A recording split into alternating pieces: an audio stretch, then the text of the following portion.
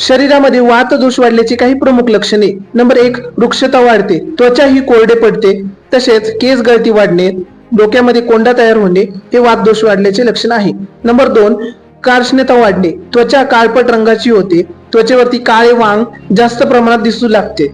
Number 3, उष्ण गोष्टींची इच्छा असणे, उबदार गोष्टींची इच्छा असणे व त्यासोबतच थंड पदार्थांचा द्वेष होणे हे वातदोष वाढल्याचे लक्षण आहे. नंबर 4, पोटामध्ये गच्चपणा तयार होणे, ढेकर येणे आणि टॉयलेटला खडा तयार होणे हे वातदोष वाढल्याचे लक्षण आहे. नंबर 5, संधींमध्ये कडकड असा आवाज येणे, संधींमध्ये वेदना होणे हे वातदोष वाढल्याचे लक्षण आहे. आणि नंबर 6, अति प्रमाणात विचार करणे, झोप न येणे हे वातदोष वाढल्याचे लक्षण आहे. यातील काही लक्षण तुम्हाला जर दिसत असतील तर जवळील आयुर्वेदिक डॉक्टरांना भेट द्या व त्यांच्या सल्ल्याने वाताची चिकित्सा करून घ्या. आणि अशाच अनेक आयुर्वेदिक व्हिडिओसाठी मला फॉलो करा. अधिक माहितीसाठी कॅप्शन वाचा.